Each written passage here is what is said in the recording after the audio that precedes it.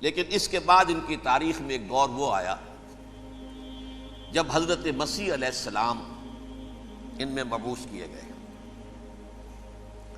یہ 1400 سالہ تاریخ کا کلائمیکس ہے یہود کی۔ جب کتاب انہیں دی گئی تھی تورات حضرت موسیٰ کے ذریعے، وہ 1400 قبل مسیح کا واقعہ ہے۔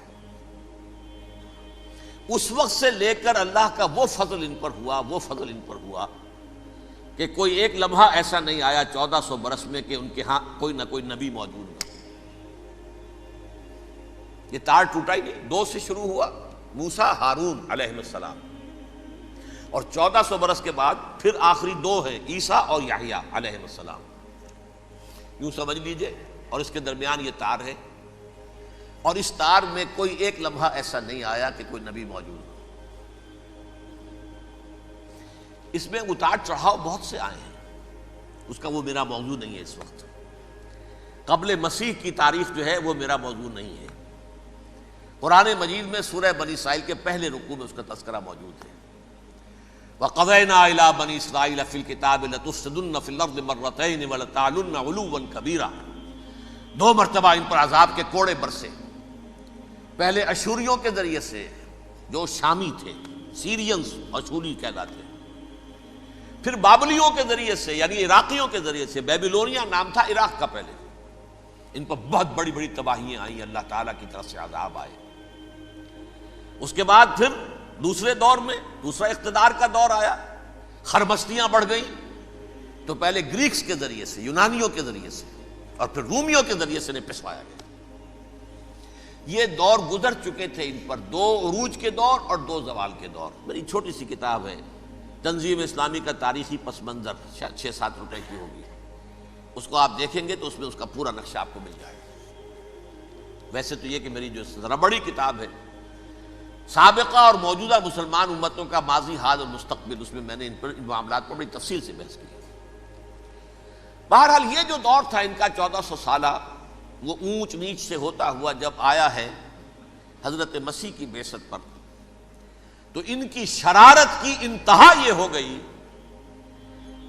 کہ اللہ تعالیٰ نے مسیح کو رسول بنا کر بھیجا، رسولاً الی بنی اسرائیل۔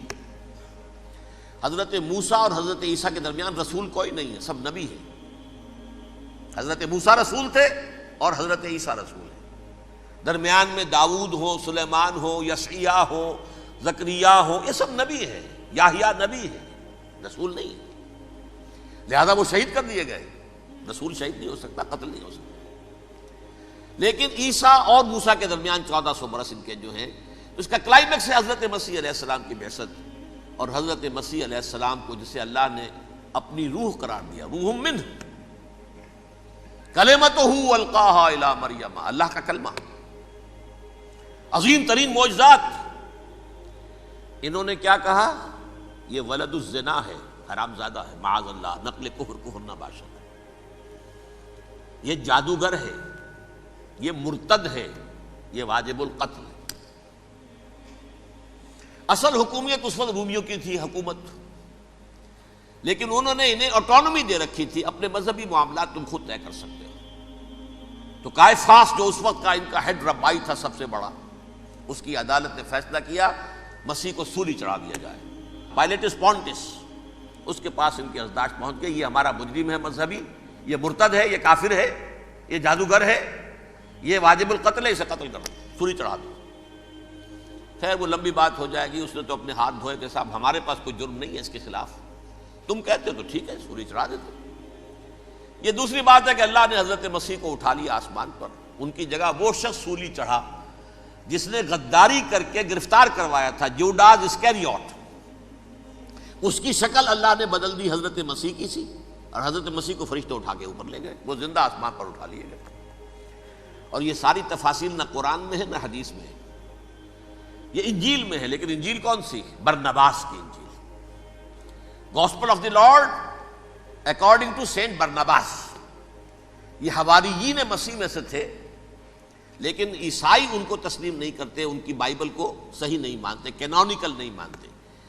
100 انجیلیں تھیں، 104 تھیں، جن میں سے 4 چنی ہیں انہوں نے، یہ بتی اور جان اور مرکس مارکس، یہ ہے تو یہ 4 انجیلیں ہیں انہوں نے تسلیم کی کہ یہ کینونیکلز ہیں، یہ تو ہیں حقیقی، باقی جو ہیں 100 اس کو وہ تسلیم نہیں کرتے۔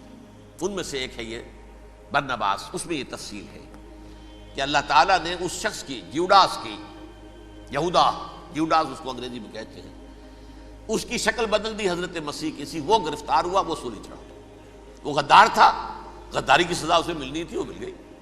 حضرت مسیح کو فرشتے 4 اٹھ رہے ہیں، جس کوٹڑی میں حضرت مسیح مقیم تھے، ایک باغ کے اندر روپوش تھے، اس کی چھت پھٹی ہے، 4 فرشتے آئے ہیں، حضرت مسیح کو اٹھا کر لے گئے ہیں، چھت برابر ہو گئی ہے۔ اس کے بعد وہ شخص پکڑا گیا۔ بہرحال حضرت مسیح کو اللہ نے اٹھا لیا آسمان۔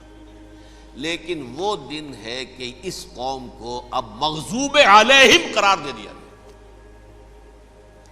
نوٹ کر لیجیے، اصل میں تو ہونا یہ چاہیے تھا کہ رسول کی جان کے درپے جب کوئی امت ہو جاتی تھی تو اللہ کا قاعدہ یہ تھا کہ اس امت کو نسیہ منسیہ کر دیا جائے۔ حضرت نوح کی قوم کو ختم کیا یا نہیں؟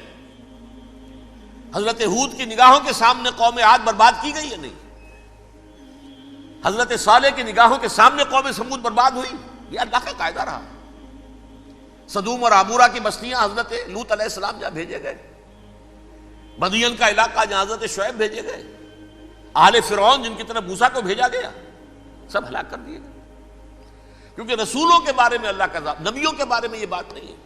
نبی آیا، اس نے دعوت دی، جس نے مان لیا اچھا کیا، اپنے لیے اچھا کیا، نہیں مانا اس کی اپنی جو ہے آخرت برباد ہو گئی۔ دنیا میں کوئی فیصلہ اس کا نہیں ہوتا، لیکن رسولوں کا معاملہ یہ ہوتا ہے کہ دنیا میں وہ اللہ کی عدالت بن کر آتے ہیں۔ مانو گے تو بچو گے، نہیں مانو گے ہلاک ہو جاؤ۔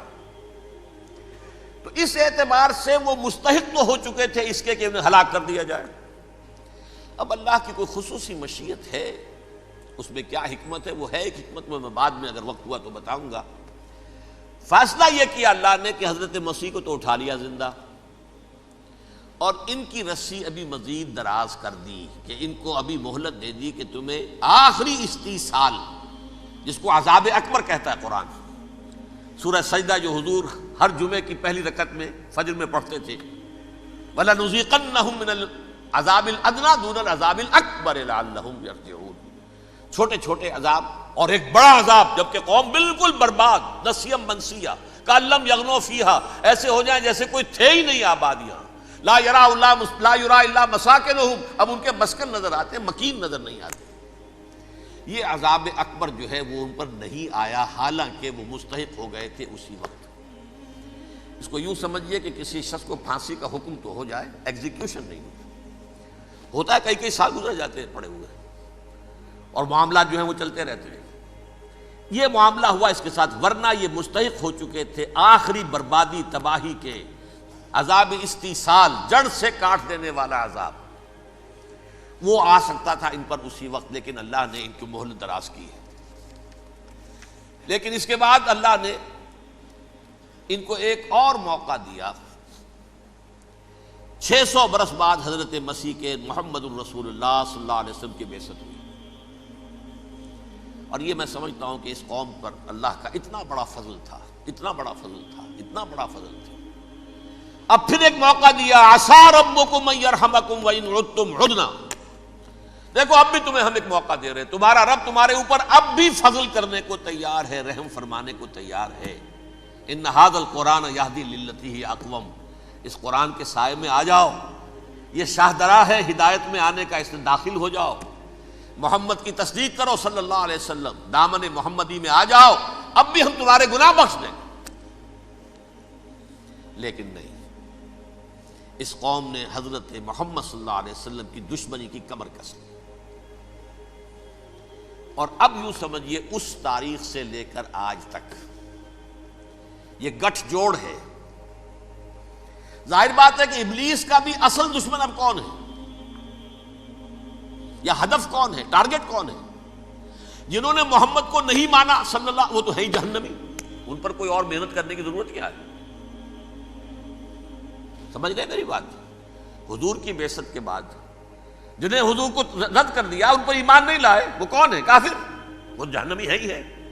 لہذا اس کے اوپر کوئی محنت صرف کرنے کی ابلیس کو ضرورت نہیں، اس کا اصل ٹارگٹ امت محمد ہے صلی اللہ علیہ وسلم۔ وہ ساری نوع انسانی کی دشمنی اب آ کر مرکوز ہو گئی ہے امت محمد صلی اللہ علیہ وسلم کی دشمنی پر۔ اور اسی طرح یہود کا معاملہ، اگرچہ ویسے پوری نوع انسانی کے دشمن ہیں، انہیں حیوان سمجھتے ہیں، ان کی جان مال اپنے لیے مباح سمجھتے ہیں، جس طرح چاہیں لوٹے کھسوٹے کھائیں پیئے انہیں، لیکن اب ان کی بھی دشمنی کا سب سے بڑا مرکز امت محمد۔ کیوں؟ وہی تکبر اور حسد، وہی بیماریاں۔ انہیں تکبر یہ ہو گیا تھا کہ 2000 سال سے یہ نبوت ہماری میراث، ہماری جاگیر، بنو اسرائیل کے اندر سینکڑوں نبی آئے، 3 کتابیں اللہ نے ہمیں عطا کی، یہ کہاں سے آ گیا محمد صلی اللہ علیہ وسلم؟ معاذ اللہ ثم معاذ اللہ، یہ امیین میں سے، یہ جنٹائلز میں سے، یہ گوئنز میں سے، یہ حقیر ان پڑھ، کہاں ہم کہاں یہ نہیں تسلیم کریں گے۔ حالانکہ قرآن کہتا ہے یعرفونہ کما یعرفون ابناہم، ان کے علماء ایسے پہچانتے تھے حضور کو جیسے اپنے بیٹوں کو پہچانتے ہیں کہ یہ آخری نبی ہیں، لیکن تکبر اور حسد کی آگ میں جل اٹھے۔ اب ان کے بھی دشمنی کس سے ہے؟ محمد اور امت محمد صلی اللہ علیہ وسلم۔ یہ گٹھ جوڑ ہے۔ اب دیکھیے، یہ ہے میری گفتگو کا اب تک کی گفتگو کا حاصل، یہ گٹھ جوڑ، ایک غیر مرئی دنیا، انویزیبل دنیا کا ابلیس لعین اور جنات میں سے اس کے لشکری فوج،